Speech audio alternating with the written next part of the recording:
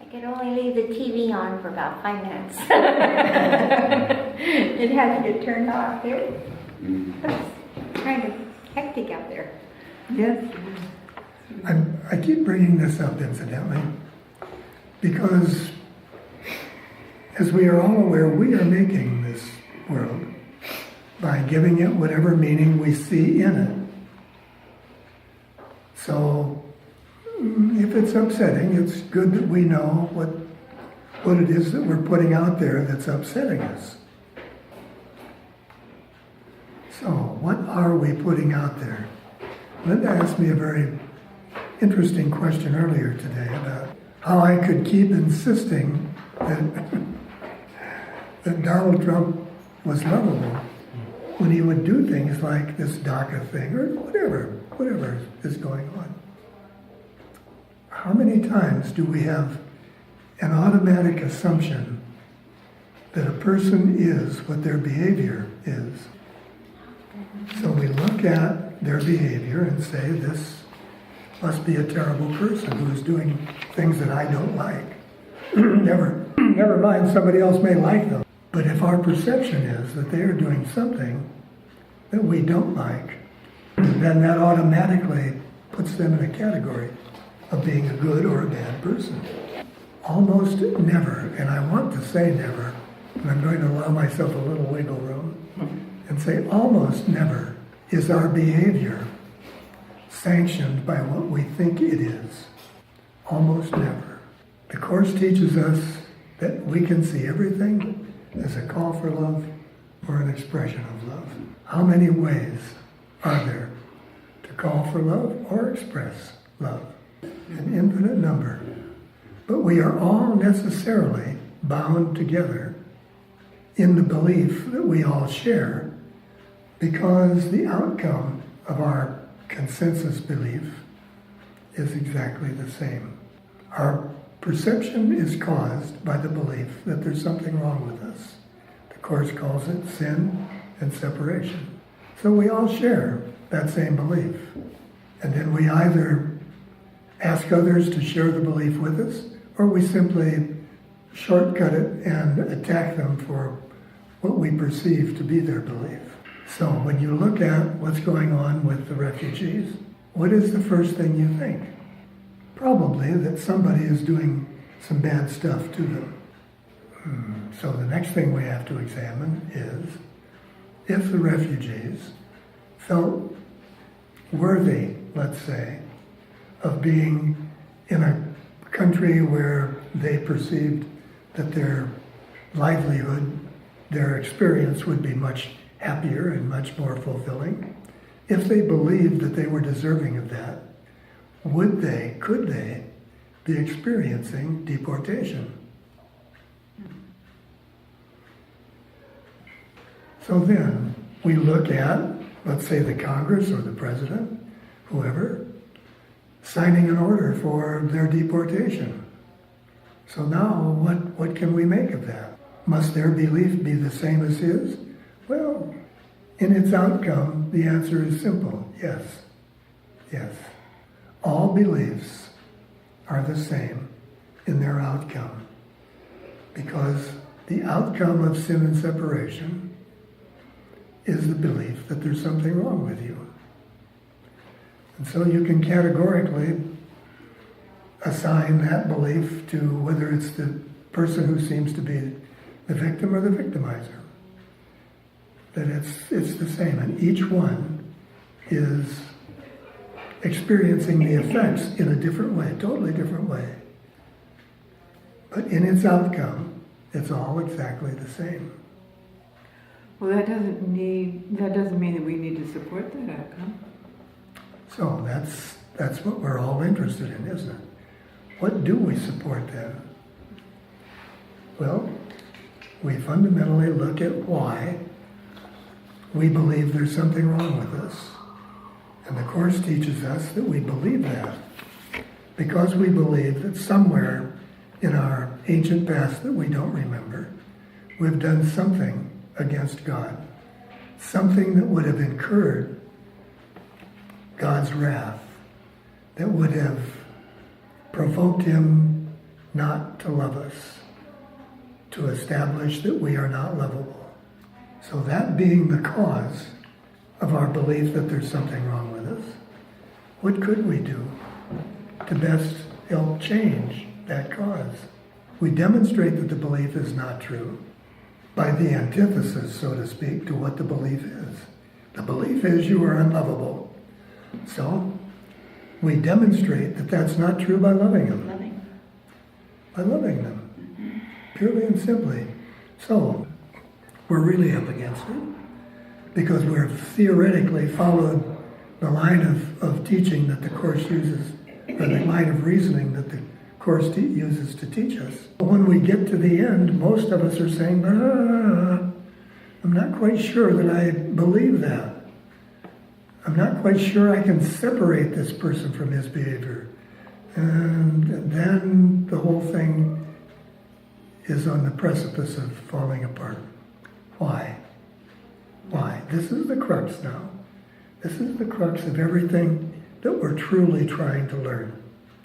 Why would it be on the precipice of falling apart?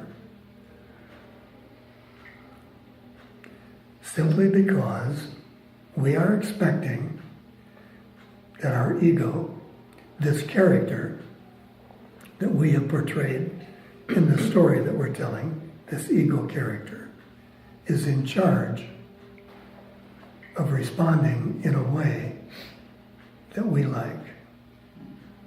We're saying, I should feel loving. I should feel, but I don't. So where do we go with that? Well, the only place we can. We go to the Holy Spirit. We say, the truth is, this character that I am portraying is not really who I am. It's not really who I am. It's not what God created me to be. But I like it so much because it's what I have created me to be. So even though that may be a terrible person, if I've done it, if it's me who has made it, then it's mine. And that's what I am attached to. So I've got to back up and say, wait a minute. The fundamental flaw, if I go back to step one, is, am I as God created me or not? Or not?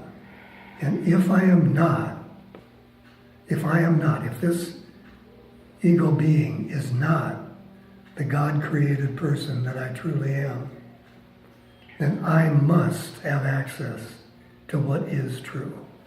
If this isn't, then whatever else is, I must have access to.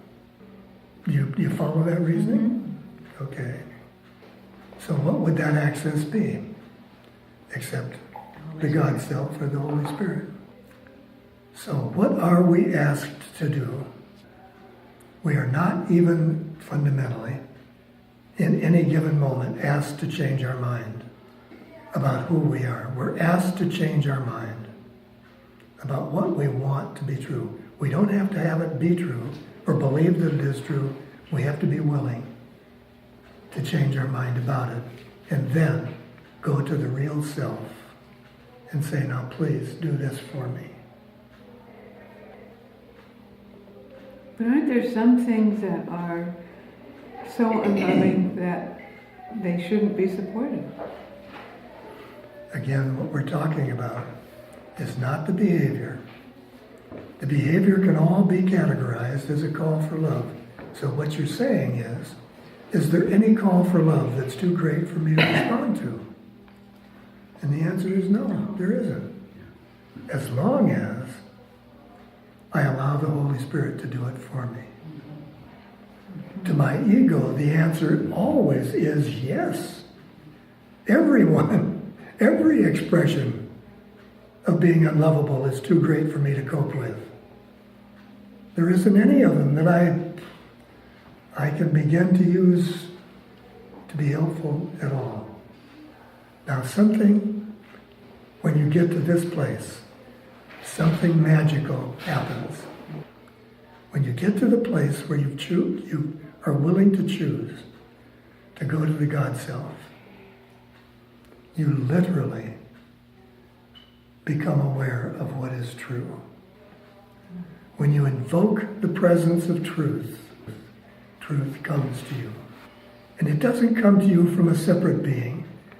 This accommodation we make by calling it the Holy Spirit or the God Self, that's not what's happening.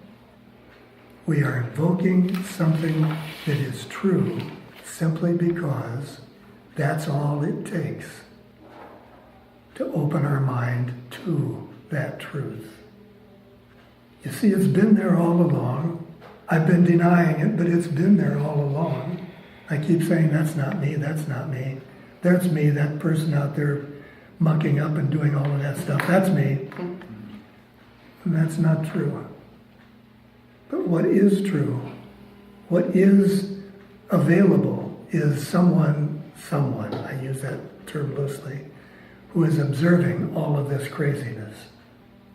And that being, that part of me that is observing all of this is the Holy Spirit.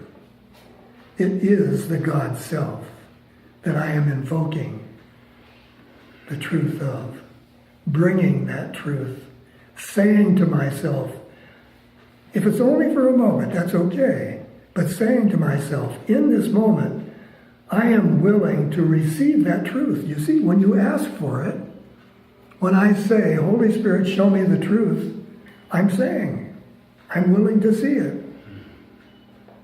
And then the Holy Spirit part of me that is part of me sees it. That's the magic moment. That's the holy instant, as the Course calls it. When our illusion becomes transformed into the truth. And nothing more has happened than I have been willing to accept what is there all the time. Why is that important? Obviously, it is important for us to recognize that we have never gone anywhere. We've never lost anything. What's today's lesson? Whatever suffers is not part of me. Whatever suffers is not part of me. Or grieves. Whatever acts as though it is ignorant, that's not a part of me. But what is a part of me? The part of me who can say, show me the truth, and simply allow myself to see it. That is a part of me. How amazing is this thing we're talking about? That can be there.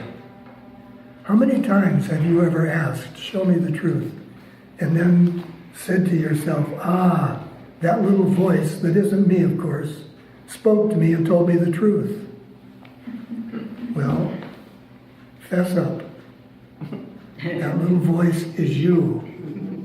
And there is never a moment that you are without that truth. Not one. And when we move into that place, there is not even the experience of a child being slain or a bomb being built. It's, you see, when the mind moves into the space where loving is in command, then what the mind sees is only a reflection of loving. There's nothing else there. It's not even a question of, would I be able to see it this way or this way? No. When love is the filter through which we see, then everything becomes the mirror for that love. Everything. The world, honey, is a state of mind. And a state of mind is simply a fact. Don't take it any farther than that. Don't try to give it any more meaning. Don't try to enhance it with any thought. In other words, the moment of thought encroaches upon the concept of the world being a state of mind. Now it's the state of mind that I see. But if it's just the world, which is just a fact, it is simply a state of mind. Period. It's the screen. It's the blank screen. So just to look at the world through my eyes, in the absence of judgment, That would be impossible. And you have to look at it with Christ's vision, which would be looking without my eyes. Good. I think all of our eyes are capable of Christ's vision if we just want to set aside all the judgments we got. You know, our eyes could see whatever Christ sees. See, what both of you are talking about now is what the Course calls the real world. Because it's a world on which a thought has been overlaid. But that thought is Christ's vision, not the ego's perception. Christ's vision cannot be perceived through the eyes. No. It's mediated by some other force, or some other influence. Is that saying, Roger, to you that through the eyes,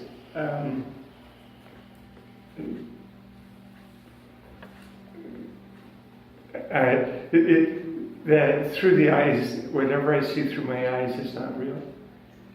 Well, I'm just guessing, but I think that that's what the book, the Course suggests, that the body's eyes are a different venue than Christ's vision. Actually, what the Course says is that the body's eyes don't see. Yeah.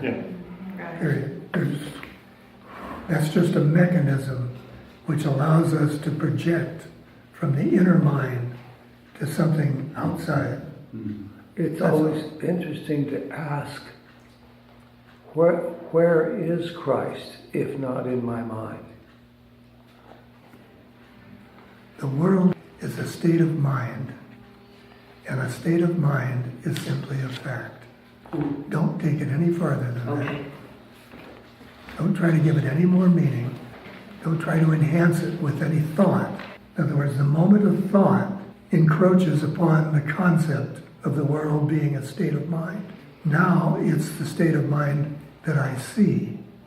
But if it's just the world, which is just a fact, it is simply a state of mind. Period. It's the screen. It's the blank screen.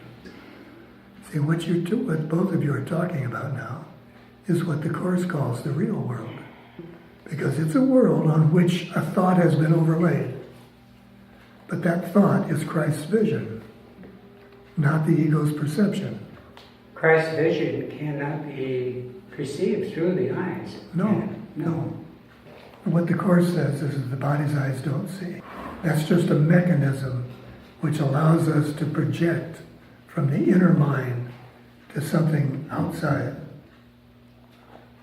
If God created the idea of a world, not the world we see, the idea, the screen, so to speak.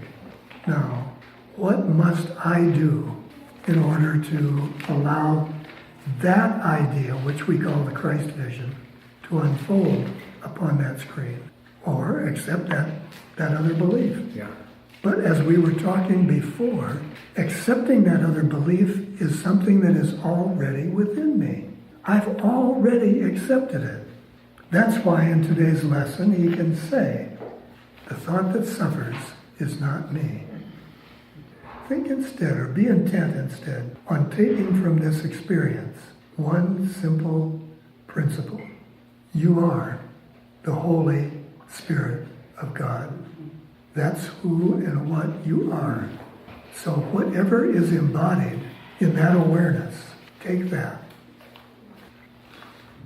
It's use the law of truth, which is that we are all connected.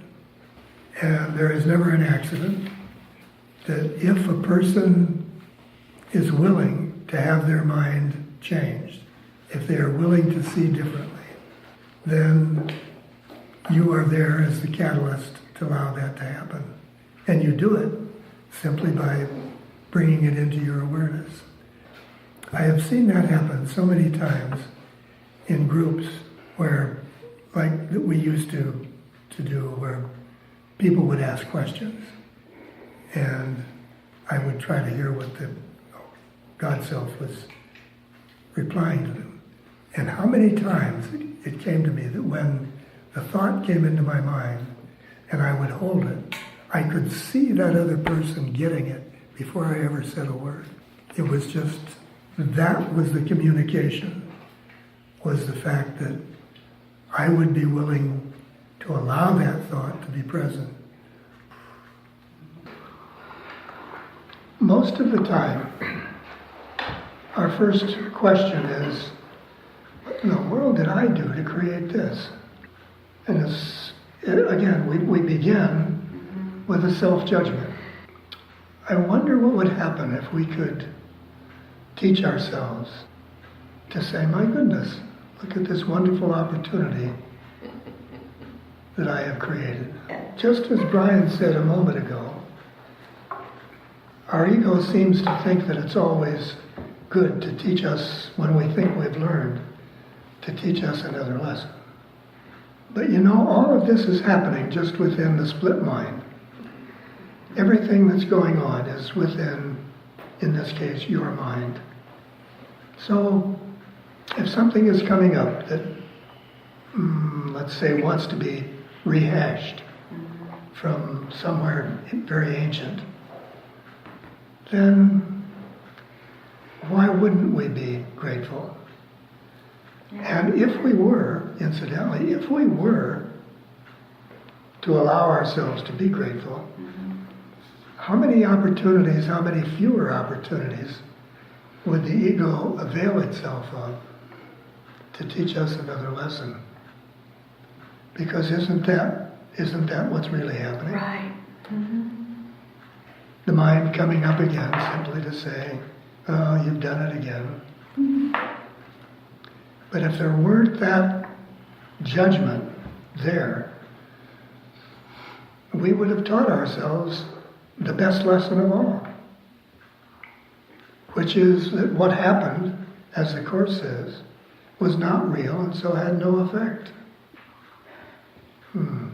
That's a little bit hard to accept, isn't it? When you have someone saying he's going to kick your dog or do something very unloving. But it must be true, because there is no one who is creating our experience for us, except us. Whether it's a hurricane or an earthquake or a car accident, it doesn't matter. What we're experiencing are the effects of our perception. We're just looking at the concrete, so-called, concrete version of our perception. And so when we see a hurricane, when we see anything that seems to be happening out there, all we're witnessing is the consciousness telling a story and using whatever accoutrements it needs to reinforce that story. And the story we're all telling, and this is what is so important for all of us to acknowledge, we are all telling exactly the same story. Do you understand that? Whether it seems like a hurricane or a dog being kicked, it is the same story. It is the consciousness saying, sin is real. There's something wrong with you. And here's how you're going to pay for it. That's the one story that exists as in the form that we call a world. I had a really lovely experience as regards the hurricane. Linda and I do what we almost never do. In our quiet time, we were, during the worst effects of the hurricane, we turned on for a few minutes when we first got up. And we turned it on so that we could connect with the people who were going through this and to use whatever intention we had at our disposal to see that storm veering off, or to see the storm lessening in its ferocity, to see things being better than perhaps they could have been otherwise. And we kept watching how the changes occurred. That after the storm started out as a force 5, it went down to a 4 and then a 3, and it hit the mainland either as a 3 or a 2 in some places. And so the surge and all of the accoutrements, the effects of the storm were quite a bit lessened. And I felt very grateful that I had the opportunity to see that. I'm sure I've told you, I at one time early on in my experience, I was probably throwing another tantrum with Brother. And I said, you know, where are you anyway? He said, where are you? And I started to come up with a very glib answer before it finally dawned on me. The only place I could be is where he is. And the only place he could be is where I was. And where was that universal place? There are many different names. We call it by many different names, but it's mostly here and now. That is the only state of mind there is. Mm-hmm. There is no other state of mind other than here and now. And everything else then is relegated to being what the Course calls an illusion, a perception. We rarely recognize it. In fact, most of the time do bump up against truth. Do you know what our first reaction is? We start questioning the veracity of being in that place of truth because it's so different. It's so unlike our perception. I think there's a lot of truth though, about looking at the world, just actually making up your mind that you could look at the world and use it to bring you home, to bring you to truth. Because you can. The Holy Spirit tells us that He can use anything we give Him to show us the way home. So if it's the world, and the world that you like to see, then by all means, do that. Or, as Tom says, if you need to see that fundamentally change, then do that. Because don't you see, it's all the same. Whether you used the world or whether you used the correction of the world, it's all the same. Because fundamentally, each of us is saying, once I choose to see myself as God sees me, or perhaps a better way to say that, once I choose to see the God within me, everything changes. And we can do that in either event. From that place of believing you could see God in the world and use it to bring you home, there's not going to be anybody that will ever tell you anything different. There's nobody out there that could say, who are you to be seeing this way? It's only when the self is undecided. It's when I look at the world and I'm not quite sure what's there. I see both sides. I see my indecision, my lack of certainty.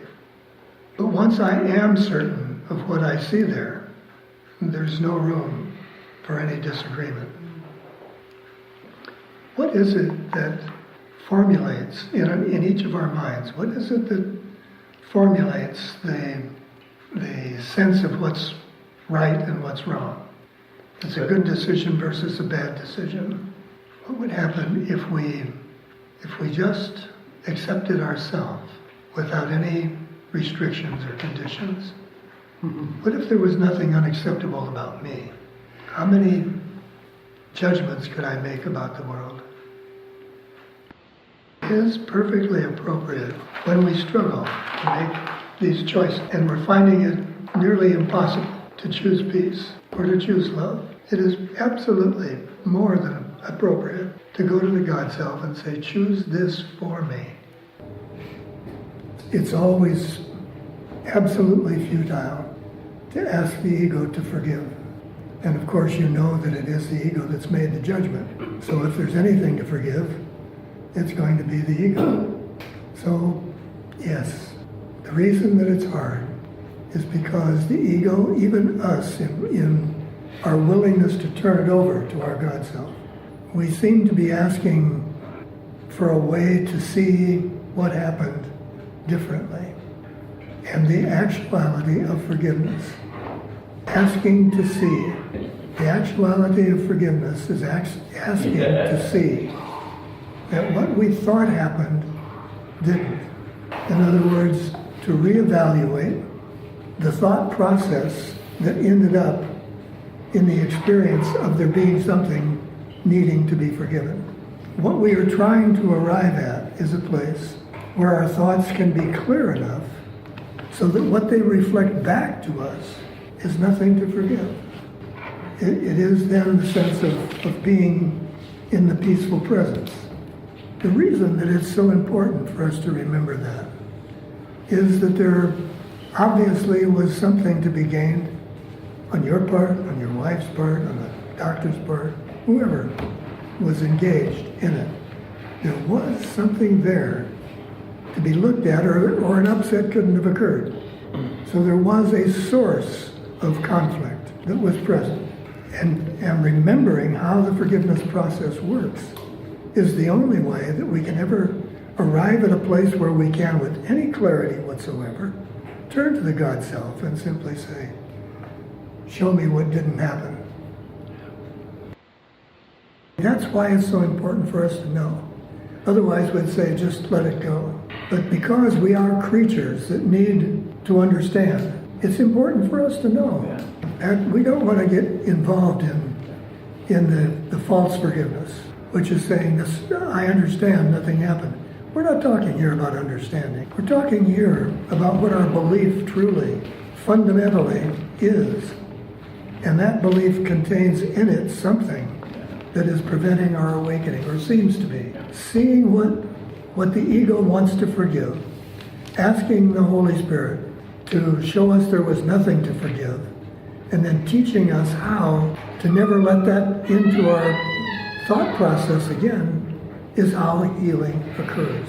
We're probably not going to associate with what it is that needs to be healed, but we do recognize that there is a need for healing. And we don't want to kid ourselves about that. So, to recap, the first thing that we all need to remember is that the ego is incapable of forgiving, and yet it is our propensity to want to turn to the ego and expect forgiveness to come. In other words, we expect to do the forgiving when we are functioning as the ego perception, and it ain't going to happen. So the first thing to remember always is to go to the God Self. And we ask to see what it is, first of all, to understand that what we thought happened didn't. And secondarily, because we are still captured in the belief that something did happen, we ask to be shown what our perception imagines happened and how to heal that. So you see, we acknowledge up front that forgiveness is the discovery that what we thought happened didn't. But we are not trying to be Pollyanna about it and skip over the fact that there's something in our opinion really did happen. So we want to heal both of those things. That is still asking the ego to use its ability to analyze what should have happened. And that's never helpful. That's never helpful. Turning it over to the Holy Spirit, we set in motion a whole series of different forces so that what could be of the most help is then invoked on our behalf. But for us to try to sit and say, well, if this would have happened, things could have worked out a whole lot differently. That's the very great temptation, but it's also continuously allowing the ego to be in charge. And that, above all other things, is what we are trying to overcome. All of these initiatives that bring in the presence of the God Self are among them of themselves the single most important thing we can do. And you don't see doing something like that as coming from the God Self. And unless you had explaining it to me and said, I went to the God Self and this is what the God Self suggested doing. Because that's kind of what I was thinking of. Only you can know if you went there and that's the message you got. It wasn't about what we did. It was about our intention to invite the God Self to do it on our behalf. Thank you. I always found it to be a little bit confusing when the Course teaches that no thought has any meaning until it's shared. An unshared thought literally doesn't exist. Then I started thinking, but there's only one of us. How is that? Oh, and then the subtlety began to come. You see, the fact that there is only one, if the thought isn't shared, in other words, if it isn't taken to the one mind, there isn't anywhere for it to go. So it's just, again, seeing in a little different light what the ego interprets as oneness as opposed to the reality of it. As I hear him say these words, asking me to accept them as my words, as my thought, I'm reminded again that my experience is going to be determined exactly by what I decide to look for. So by putting that thought in my mind, it sets me in a place where I can accept what he's talking about. Just the title of the lesson, my heart is beating in the peace of God. Just to see that thought and accept it as my own. Something very, very, very deep turns in my mind. And I can remember things that are there that normally I have forgotten. What changes when we see differently? Let's take a moment. Sit back, close your eyes, and ask to see the face of Christ in everyone, and allow all of the faces that float through your mind remind you that you are seeing what God sees, and remind us that in our world where things seem to be filled with chaos and hate, there is another source. There is a place where all of this will change. And that is the vision that we try to hold for our world today. Every face is the face of Christ. So be it.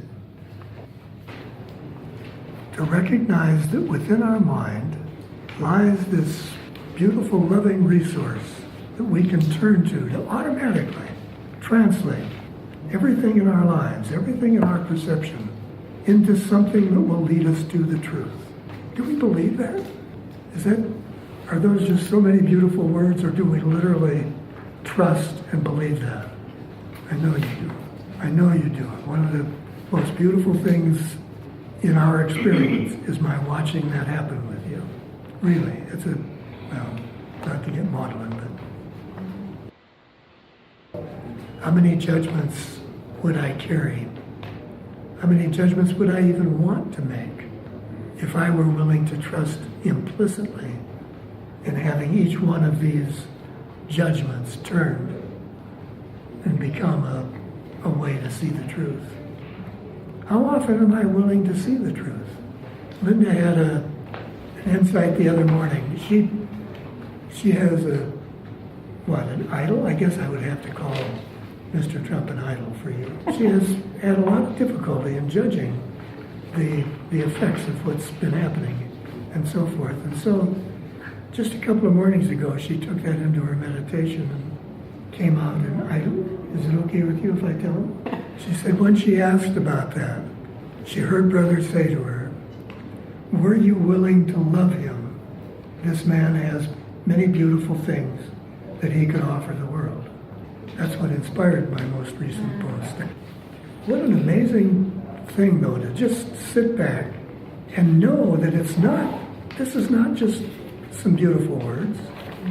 This is literally the truth of what we are offered. We have all of this power of loving within us that we just pass by. In fact, when I simply let all of my other thoughts go and ask myself, what is it that you want? That's what's there. That is what we all want. We want to love unconditionally. We do, because that is our nature, the very nature of who we are. That when we want to rid something from our mind, we tell ourselves, well, just don't think about it. Don't think about it, and it'll be gone. Well, guess what? It's not. It becomes strengthened. By not accepting it, it becomes strengthened. So what Jesus is telling us here is God kind of knows this. So he gives us the perfect method for accepting it and letting it go. We accept it and say we accept it because it is no longer fearful, because we've come to trust that if we put it on that altar, it's gone. That's it. It's not, we don't have to do anything about it. We don't have to reject it. We don't have to do anything except, you know I don't want this, so let it be gone. That's the only way that the potential of peace comes to someone in recognizing they have a dualistic mind. Because you're now you can watch it work because you're not afraid of it. It's when you think to yourself, oh my God, I can't really claim this loving thing because I know what's coming after. That's where the dualistic mind has its greatest control. But if you can watch it, if you can step back from it and simply watch it, you've taken away the power. If heaven is a state of mind, and it is a state of mind of perfect union, then what you say must be true. But if it is a state of awareness of our perfect union, then we would immediately recognize that's where we already were as soon as we did let go of our separateness. So guess what? Let's hold hands and be in heaven. My daughter-in-law has some she goes to very dark places and cannot get out. May I ask you a question? Yeah. You obviously don't have to answer it. Okay. Think about this for just a moment, if you do care to answer. What would you like to see as an outcome to this situation right now? You can open the book and have any outcome you choose. So what would you like to have? I'd just like to see them all happy. Like my kids, my grandkids, Brandy, my daughter-in-law. I'd just like to see them There's happy. something more than that, honey. Well, if I were to be honest, I really don't care if my story crosses lines with my daughter-in-law's story ever again. That's the part that's missing. And that's the part that needs to be healed. Because I don't know how this all happened, because we were close for a very long time. But there's something that even goes back beyond this lifetime. It's an old, really old disagreement, I want to say, mildly. Mildly, I would say, but it's a lot more than that. Between the two of you. That just somehow the two of you want to avoid having to face. I don't know that we've had a disagreement. I know she's had a disagreement with my daughter. No, this is between the two of you. So when you say, or when I ask, what would you like to have it be right now? You see, you can't make a whole determination, so that's standing in the way. It is. The past is standing in the way. Yeah.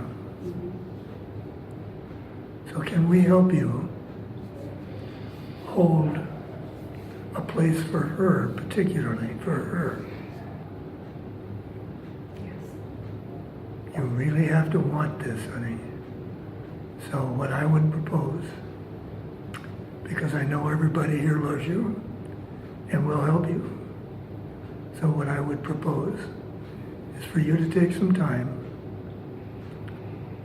and just sit with that question, what do I really want?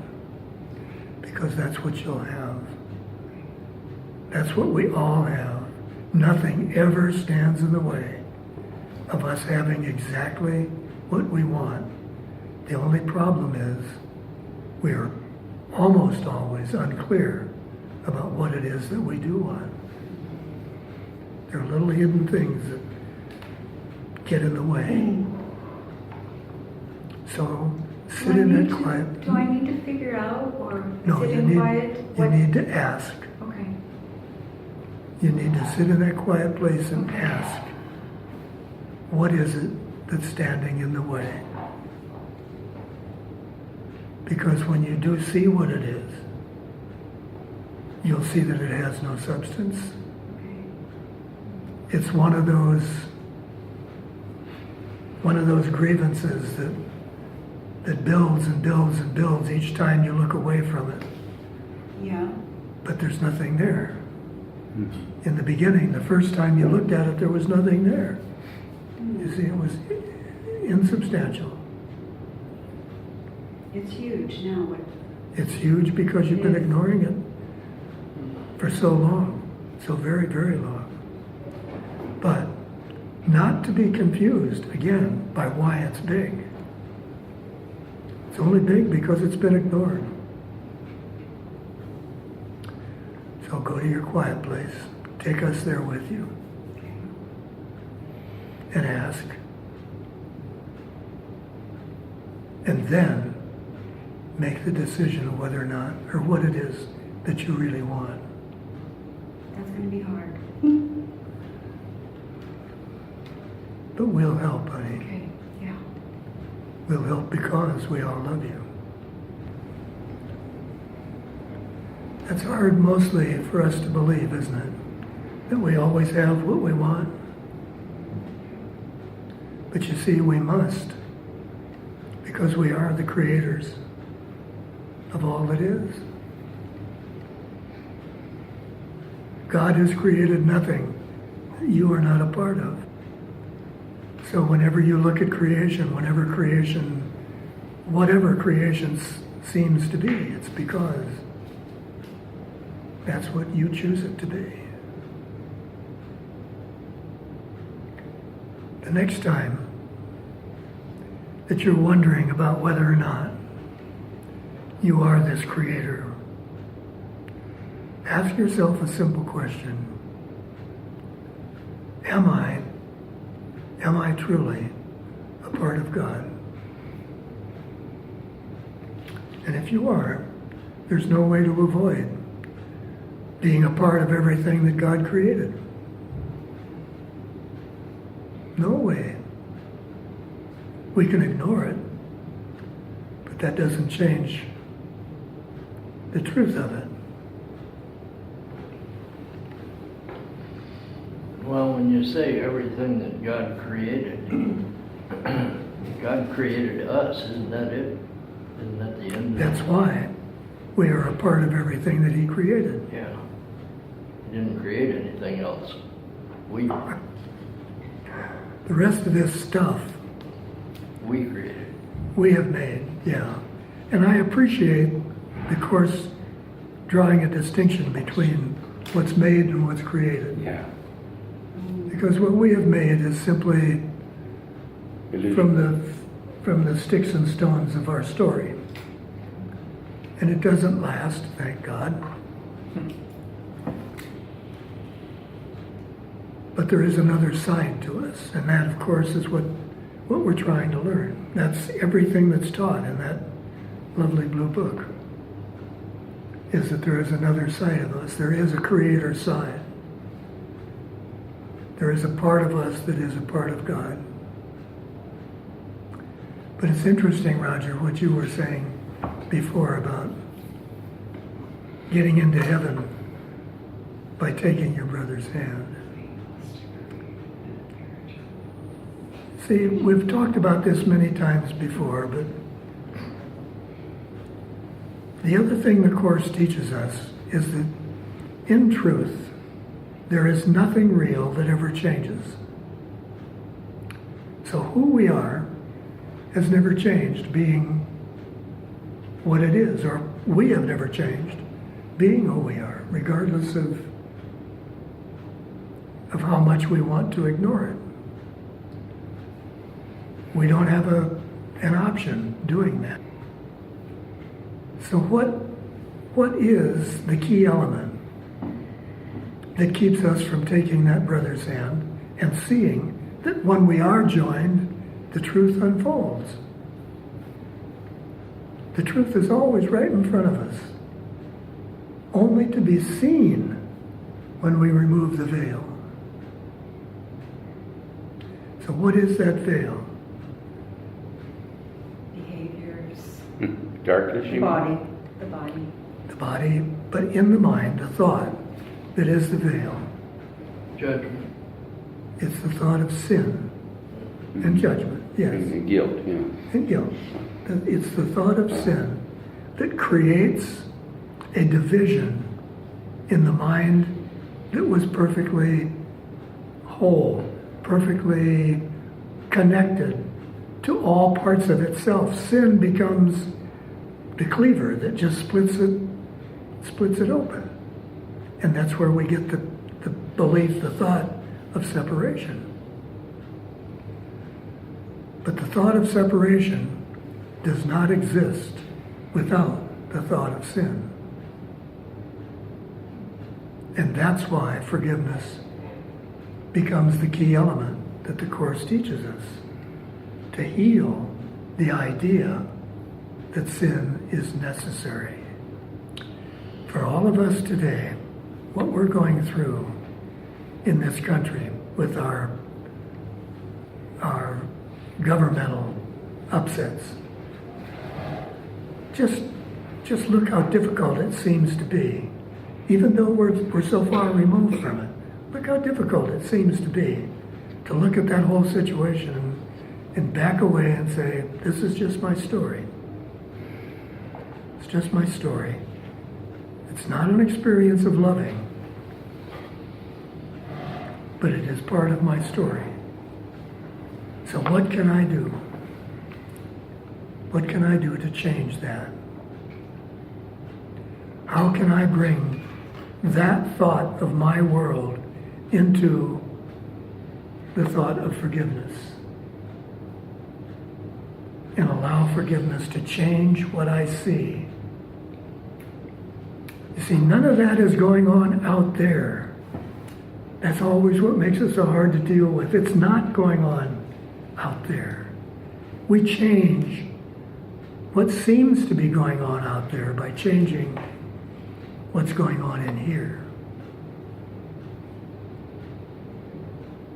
I'm wondering if one of the first steps is to accept the fact that I'm lovable. I think that's absolutely the first step, Roger.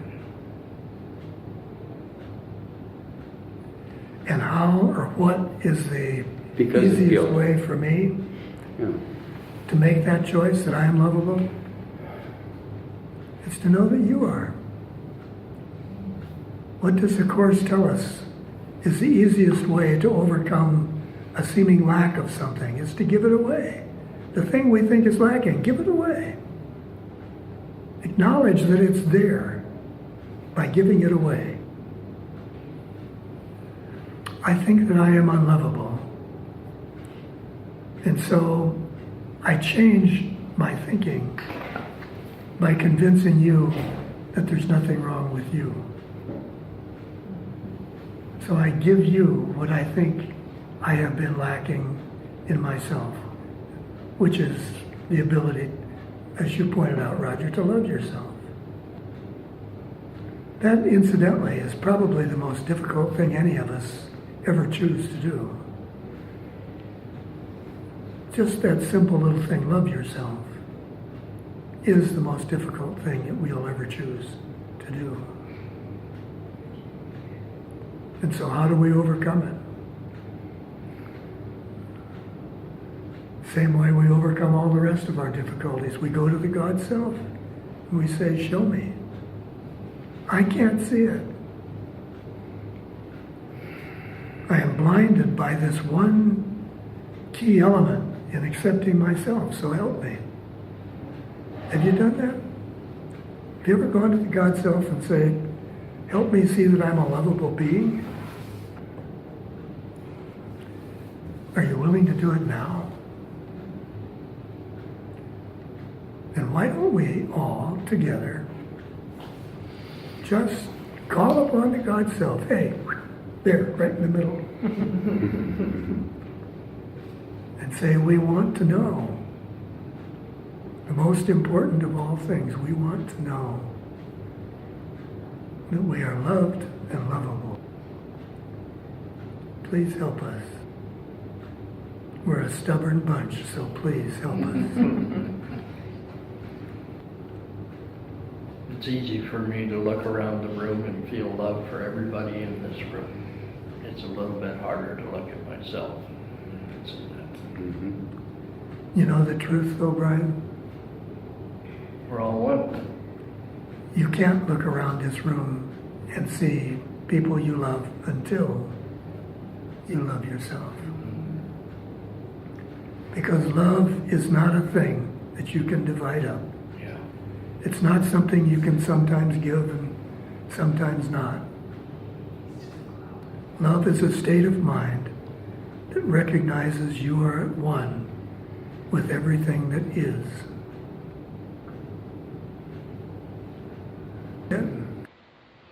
I agree with everything you're saying, except that I think we need to look at the cause of all of those things that happened, the wars, the depression, and That's the stock right. market and so forth. What do you We think? need to look at the cause of all of that and recognize we are not a product of that, but that is a product of our belief about ourselves, so that we don't get confused about why things happen. We don't succumb to the experience of the world, but the world does succumb to the experience of how we see ourselves. So what we have now is the potential, when we are given a method of changing our mind, what we are now being given, offered, literally, is the potential to change our world. That I remember exactly the time I stopped fearing my mother, and I wrote her a letter, and I finally, from the depth inside of me, I felt that she loved me and I was lovable. And I wrote this in this letter to her. The revelation that we all should have whenever we, from the story that you're telling, is that whenever we think that we are afraid of someone out there, it's always because of the someone in here that I think is me. And when you changed your mind about who you were, there was no hold that anyone It could was have like- over you anymore. Yeah, I set her free, I set myself did. free. You did. It felt good. Yes. See, he's told me there was never anybody that he didn't reach. But it's what I was trying to remind Patty of. It's this business of time. Her mother may not have seemed to get it, to receive the love that she held for her, but she did. When it would register could be at a totally different place, totally different time. So in Patty's case, it would be to be after your mother died. Could very well be. Is Yeah. that what you're inferring? I don't know when it happened, but I feel very confident that love, being what it is never refused. It seems like it would be reasonable, like in Patty's situation, when you feel these feelings and you don't get a response, that it would be important to not have any expectations. I think that's very wise, not to have the expectations until you recognize that love is always responded to. And then how apparently people respond, it doesn't deceive you. The process is not complicated. I know it does, but it's not. It's really not. What I was trying to show Teresa, do the same thing. Sit down in a quiet time and ask yourself, what do I really want as an outcome? And you've got to be devastatingly honest with yourself. And that's why you don't do it with someone else. You're doing it in your own quiet time, your own space. And you come up, you will. You just can't, if you're being honest, you just can't avoid seeing how this is a mirror for what you really want. Please, if you would like to be free of it, to follow the same program, sit down in a quiet time and ask yourself, what is it that I'm not seeing that makes this situation exactly as it is? And then you ask yourself, what do I really want? What do I really, really want? See, nobody forces you to see anything in a particular way. You're always going to see it exactly as you choose. And you will choose to see it in whatever way best satisfies the self-image that you have about yourself. Seems like the secret to success in sitting in a corner and asking, what is it I really want? What do I really want? Is to identify the I, the capital I. That's a second step, Roger. The first step is really, it's an ego step, but it's necessary. It's necessary to really learn, to really feel in a gut place that you are the creator of your life experience. That has to come as the foundation. And now you can ask, who is the I? They happen one right after the other, incidentally. One is not exclusive of the other, I'm saying. Course says, I'm never upset for the reason I think. And that's what it's trying to help us see.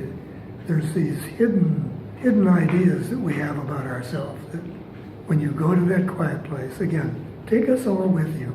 Really, it's really helpful to know you've got help, but go with the God self. That's his job, her job, really. Not too long ago, we read the Holy in here, where it was talking about what is the Holy Spirit, and the answer is very clear. The Holy Spirit is a bridge between truth and illusion. Let's remind ourselves again, what is the one thing that seems to stand between us and every dream, every illusion that we have ever been a part of? It is one simple, not easy, but simple idea, the thought of sin, the thought that there's something wrong, the thought that we could change what God created, whole and perfect and loving. So wasn't it one of the lessons this week where Brother tells us that we can't go there alone?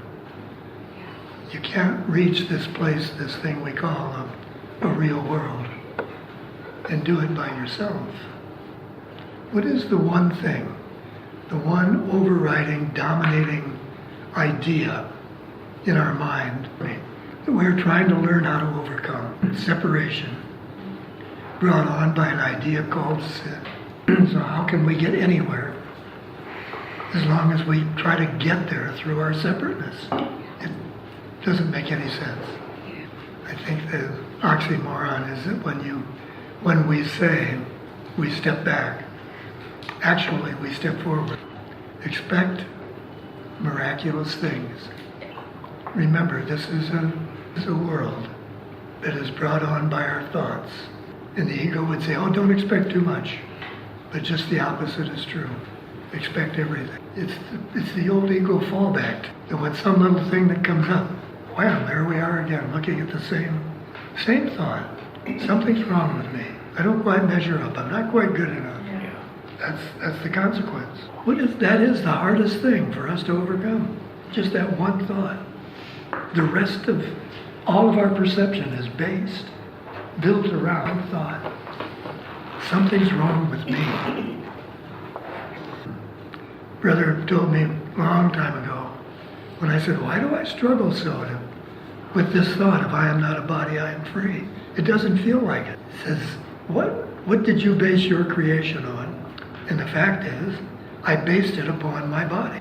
All of my expectations are founded on how I expect my body to behave. My body is me. My body is the mirror, the perfect mirror for who I am. Well, what else would I expect then? How do we change what we came here to do? First of all, remind us what we came here to do. Doesn't he also tell us in that section that if we didn't join with one another, with anyone, on, let's say, the notion of being sick, that sickness couldn't exist?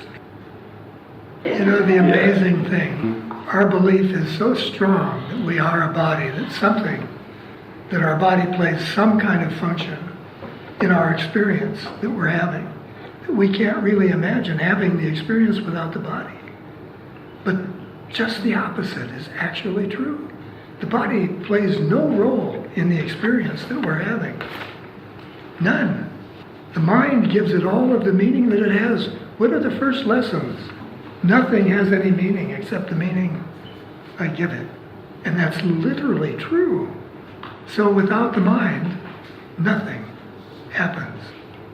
With the body, what happens? Who knows? It could be this, it could be that. It could be anything until the mind gives it a meaning.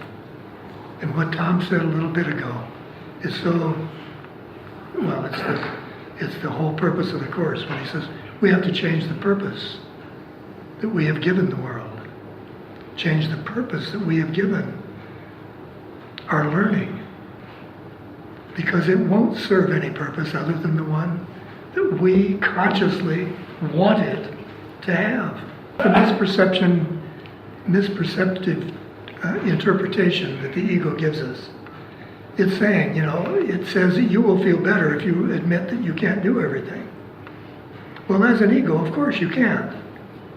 But you, the you that is you, can do anything. You are the presence of God. Now, the thing that makes that seem to be overwhelming, ask yourself just this. Can you, at any given moment, choose to be loving? It doesn't say what the circumstances, situation might be, but do you know in your own mind that you can stop at any given time and say, I can be loving? You have that choice. That is everything. That's the whole reason that we're here. That's the purpose for our existence, is to be the expression of the loving creation of God.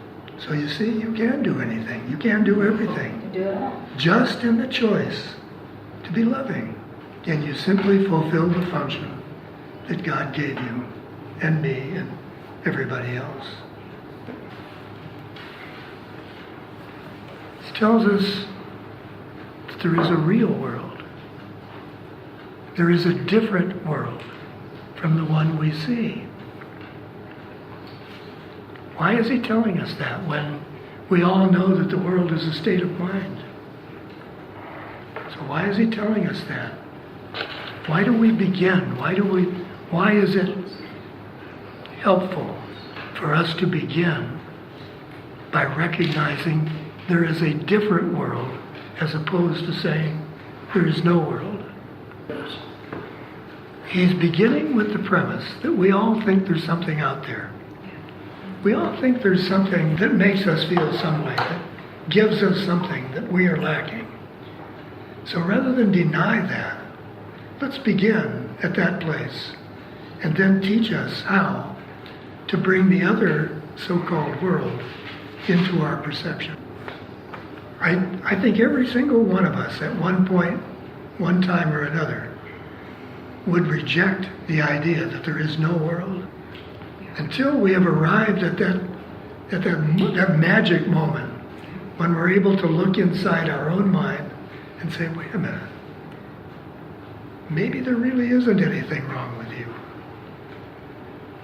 Because it's that moment that having something out here begins to dissipate. It's that process of forgiveness going on and on and on until finally it begins to gel. Finally, the idea that everything would be meaningless without a body, without a world, begins to recede. Do you know what's happening right here in this room at this moment? I want you to feel something here, if you would, please. There is a thought beginning to grow in this consciousness that everything that we have ever looked for, everything that we have ever thought was missing, What's missing? exists right here, right now. There is an awareness in our minds that can accept that. If we were to choose to interpret every lesson, every encounter that we had with someone else as a way of facilitating the development, let's say, of that thought, this course would have done its job. But if we don't, we'll continue to read the course, and we'll continue to go to that inner source, looking for the way, looking for the something that seems to help us transcend just that one thought, that something's missing, something's wrong. My friends, you either see God or you see nothing. That's the simple truth. What are the opportunities to see God? Just this. Be willing to see Him in yourself. Just that. Nothing more is required or asked. Now, if we can, let's just hold that thought in the forward part of our mind as we simply finish reading the rest of this, What is the Real World? And there's the key. There's the key. Now it begins to turn. Now it can begin to turn. And you can begin to feel how He has taken everything that we thought was out here and brought it in here. And it all will happen or not happen based upon a single idea. Am I willing right now, right in this moment, am I willing to just consider the possibility that there is nothing wrong with me, that God didn't create no junk? Just that. Everything now can change, or not, depending on simply that. Is it God who sits at this table? Yes.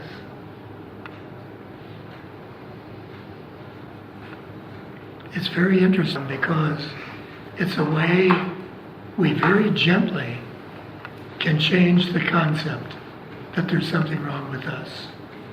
Because if there's something wrong with us, there's something obviously wrong with everything we see. There's something wrong with the whole world. It is as flawed as I see myself. So what do I experience but to walk around in this haze of thinking something's happening out here, and it's not. Any moment that we can set foot, so to speak, in a world and not walk in that world is a moment of miracle. You understand what I mean by that? Being in the world but not of it. Seeming to learn from the world. And the whole course of learning is that there is no world. Yes, but He is telling us, kind of in a very hidden way, or something else. He is saying, if you would like to have a world, how about this one? How about this one? How about a world that is entirely gentle? One that is soft and ask yourself if it is possible to see this world today. What stands between the world you see and the world that He describes here? My thoughts about myself. Judgments. Just that, Tom. Just that. Now, have we been given the perfect answer on how to change that self? Maybe I shouldn't even talk about changing that self.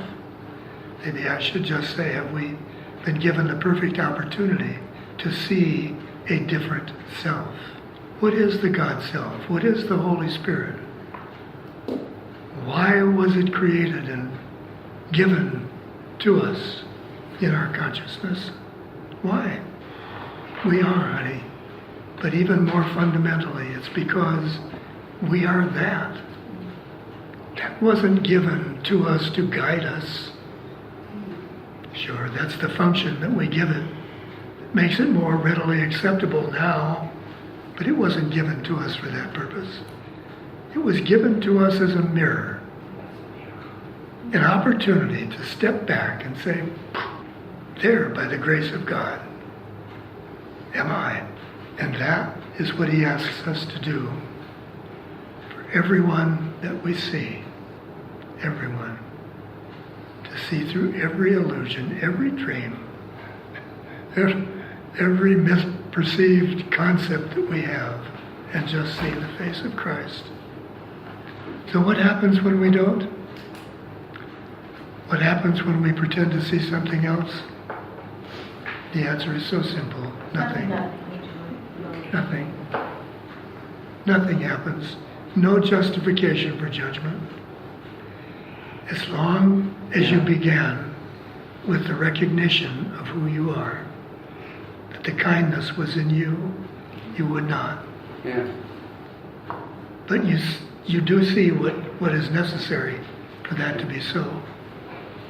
You've got to see that it is who you are. You are the kindness. Mm-hmm. That's another step. That is the one thing that helps you to realize that's all you want, because it's all you are. As long as we confuse ourselves with being a body, being an ego, being a person, then there will seem to be wanting that is not helpful. But when that happens, when we feel like that, what happens? Nothing. The simplicity of everything we are trying to learn is that we can make two choices. We can either make the choice to see the face of God, or nothing happens. How funny is that? Waking up tomorrow morning with nothing in your mind but the desire to be loving, and you suddenly just began to feel a flow of loving thoughts through your mind. Each of those thoughts literally becomes a creation of love. The form that it takes could be anything. It could be an inanimate thing, it could be a person, it could be anything. But if we don't judge it, it still retains and remains an experience of loving. So, as you do that, you accumulate a body of thought, all of which is loving, all of which is the movement, let's say, of the experience of what loving is. And that's exactly what happens with what we call God. Each of those so-called layers is an expansion, and yet there's nothing that's really expanded except the original body of loving.